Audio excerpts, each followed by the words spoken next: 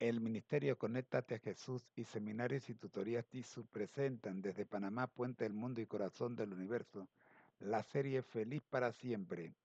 Hoy, como siempre, estamos invitando a nuestra asistente virtual de la plataforma Copilot para estudiar el conflicto de los siglos en la serie en la serie Feliz para Siempre, en el segundo segmento Vidas con Objetivo.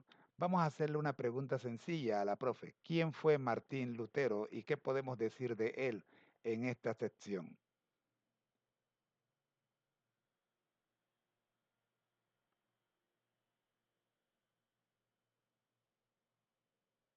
Claro, hermano José. Vamos a hablar sobre Martín Lutero y su impacto en la historia. ¿Quién fue Martín Lutero? Martín Lutero, 1483 a 1546, fue un teólogo y fraile agustino alemán que inició la Reforma protestante en el siglo XVI. Nació en Eisleben, Alemania, y es conocido por sus críticas a la Iglesia Católica, especialmente en relación con la venta de indulgencias y otras prácticas que consideraba corruptas. Aportaciones y legado. Las 95 tesis. En 1517, Lutero clavó sus 95 tesis en la puerta de la iglesia del castillo de Wittenberg. Este documento criticaba la venta de indulgencias y otras prácticas de la Iglesia Católica y es considerado el inicio de la Reforma protestante. Traducción de la Biblia. Lutero tradujo la Biblia al alemán, haciendo que las escrituras fueran accesibles para el pueblo común. Su traducción ayudó a estandarizar el idioma alemán y tuvo un gran impacto cultural y religioso. Doctrina de la justificación por la fe. Lutero enseñó que la salvación se obtiene por la fe en Jesucristo y no por las obras.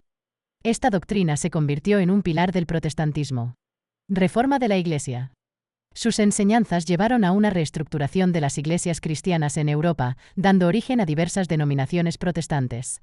Importancia para los cristianos hoy. Martín Lutero es una figura clave en la historia del cristianismo. Su valentía para cuestionar las prácticas de la Iglesia Católica y su dedicación a la enseñanza de la Biblia han dejado un legado duradero. Su vida y obra nos recuerdan la importancia de la fe, la integridad y la búsqueda de la verdad en nuestra relación con Dios. Espero que esta información te haya sido útil. ¿Hay algún otro aspecto de la vida de Lutero que te gustaría explorar más a fondo? Por supuesto, profe. Claro que sí, profe. Vamos a trabajar un poquito sobre cómo fue que fue constituida o se constituyó o que Martín Lutero ¿cómo se llama? Formó o elaboró las 95 tesis.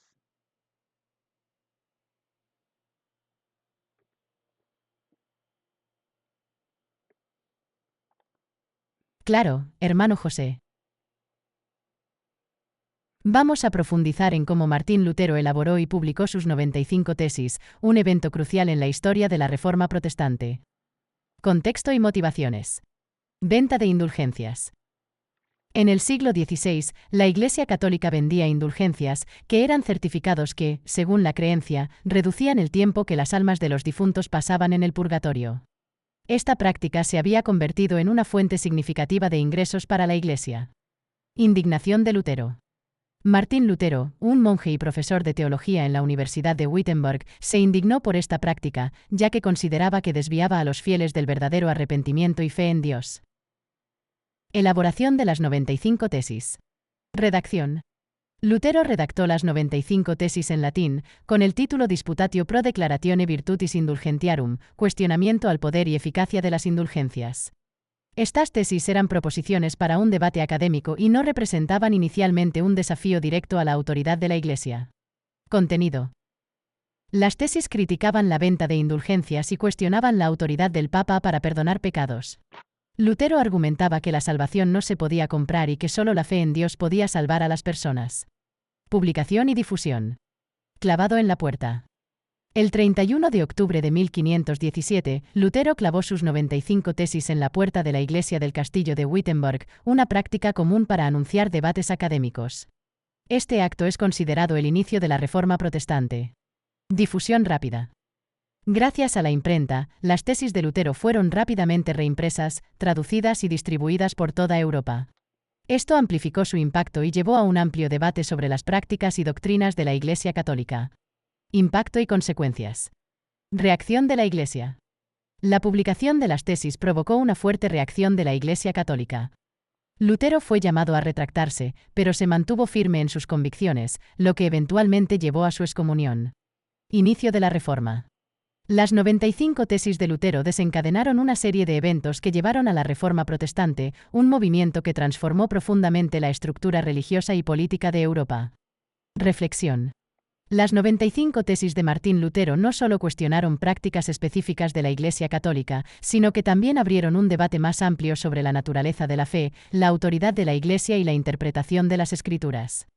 Su valentía y compromiso con la verdad inspiraron a muchos y dejaron un legado duradero en la historia del cristianismo. Espero que esta información te haya sido útil. ¿Hay algún otro aspecto de la vida de Lutero o de la Reforma protestante que te gustaría explorar más a fondo? Iglesia Luterana en Chile.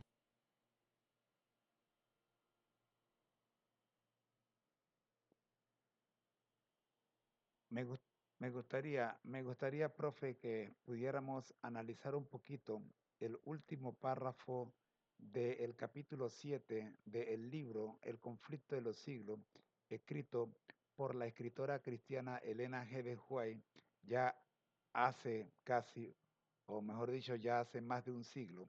Acá tengo en la página número 134 el contenido y vamos a leer un fragmento de este último párrafo. Dice así: Jesús había dicho a sus discípulos: si fuerais del mundo, el mundo amaría lo suyo, pero porque no sois del mundo, antes yo os elegí del mundo, por eso el mundo os odia. Acordaos de la palabra que yo os he dicho: el siervo no es mayor que su señor. Si a mí me han perseguido, también a vosotros os perseguirán.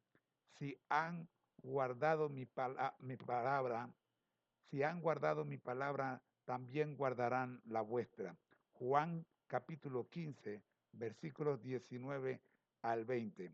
Y en otra ocasión había dicho abiertamente en Lucas capítulo 6, versículo 26 lo siguiente: ay de vosotros cuando todos los hombres hablen bien de vosotros, porque así hacían sus padres con los falsos profetas. Siguiente, en nuestros días el espíritu del mundo no está más en armonía con el espíritu de Cristo que en tiempos antiguos. Y los que predican la palabra de Dios no en toda su pureza no encontrarán mejor acogida ahora que entonces. Las formas de oposición a la verdad pueden cambiar.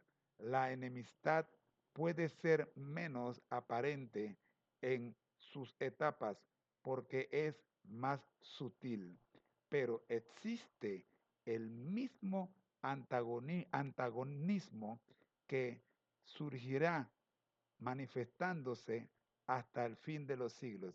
Así termina el capítulo 7 del conflicto de los siglos bajo el importante título En la encrucijada de los caminos. Vamos a comentar este último párrafo en sus tres secciones que tiene. La primera sección basándose en Juan 15, 19 y 20, la segunda basándose en Lucas 6, 26 y la tercera la conclusión del mismo. Adelante, profe.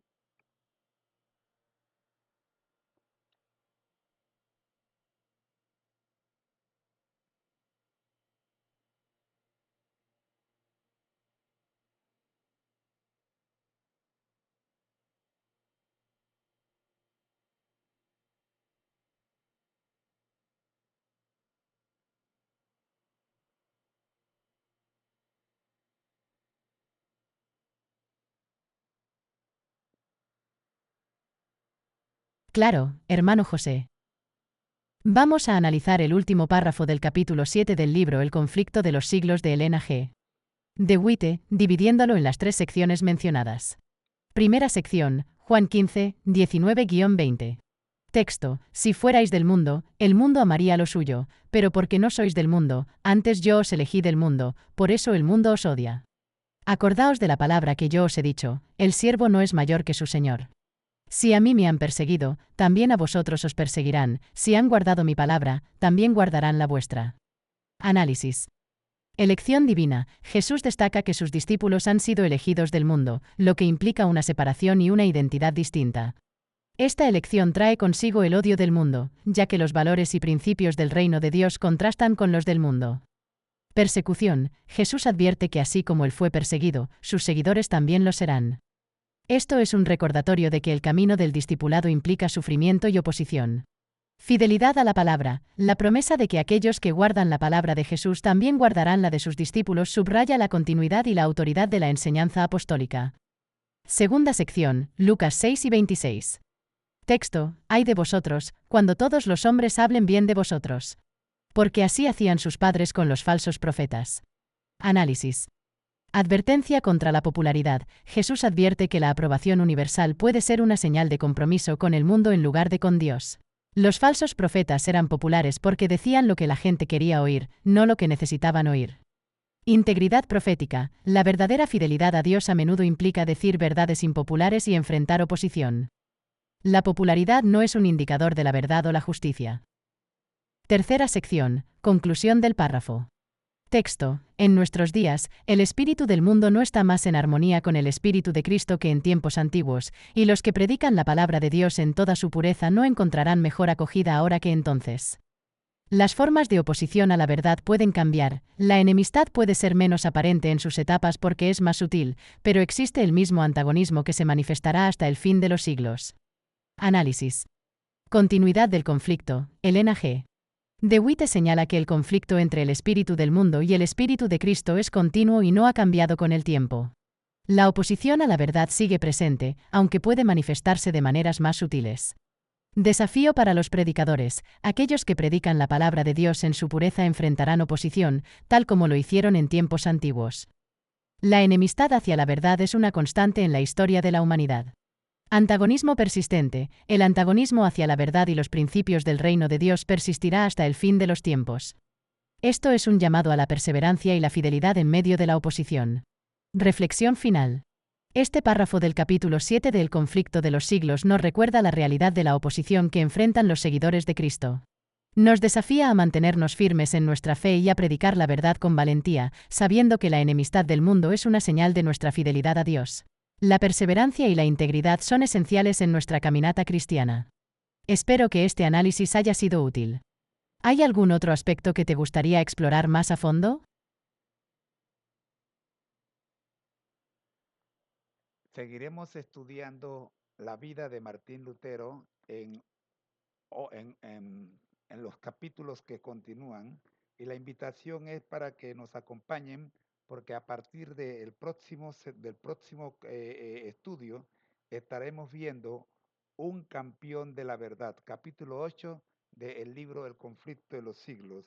Acá vamos a ver a Carlos V, y que es un nuevo emperador, dice un nuevo emperador, Carlos V, perdón, había ascendido al trono de Alemania, y los emisarios de Roma se apresuraron a presentarle sus plácemes y procuraron que el monarca emplease su poder contra la reforma.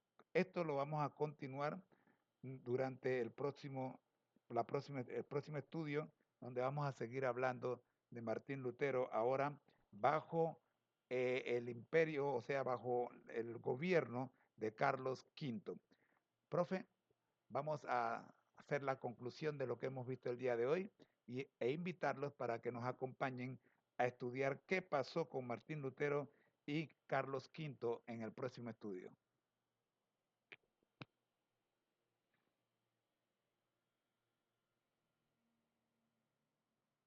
Claro, hermano José.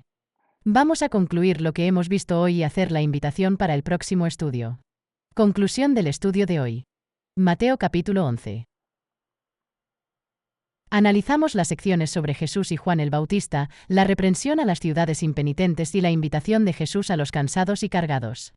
Reflexionamos sobre la importancia de reconocer a Jesús como el Mesías, la necesidad de arrepentimiento y la promesa de descanso en Cristo. Martín Lutero y las 95 tesis. Exploramos cómo Martín Lutero elaboró y publicó sus 95 tesis, criticando la venta de indulgencias y cuestionando la autoridad de la Iglesia Católica. Vimos el impacto de las tesis en el inicio de la Reforma Protestante y la reacción de la Iglesia. Análisis del último párrafo del capítulo 7 de El conflicto de los siglos.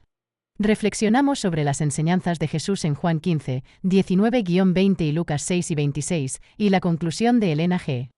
de Witte sobre la oposición continua al Espíritu de Cristo. Invitación para el próximo estudio.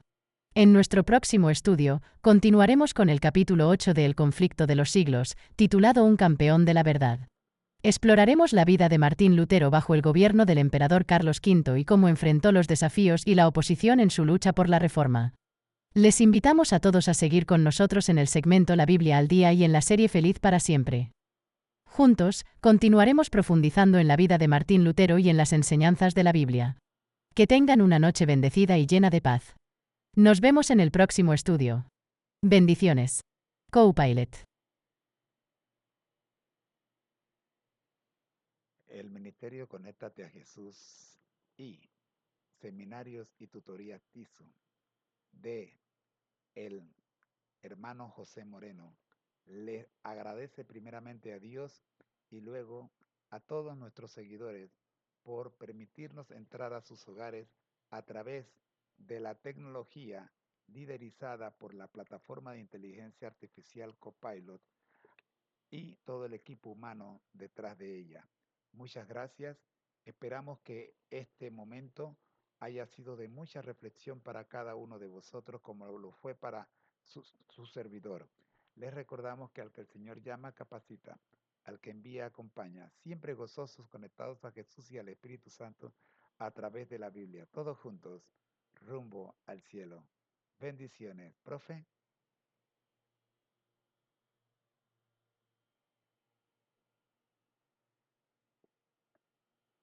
Amén, hermano José. Es un honor y un privilegio poder acompañarlos en este ministerio. Agradezco tus amables palabras y el compromiso de todos los que participan en este hermoso trabajo de llevar la palabra de Dios a más personas. Que Dios continúe bendiciendo tu labor y la de todos los que se esfuerzan por acercarse más a Él a través de su palabra. Nos vemos en el próximo estudio, donde seguiremos explorando la vida de Martín Lutero y su impacto en la Reforma Protestante. Bendiciones para todos y que tengan una noche llena de paz y gozo. Hasta la próxima. Copilot. Buenas noches, profe. Bendiciones. Buenas noches a todos. Bendiciones.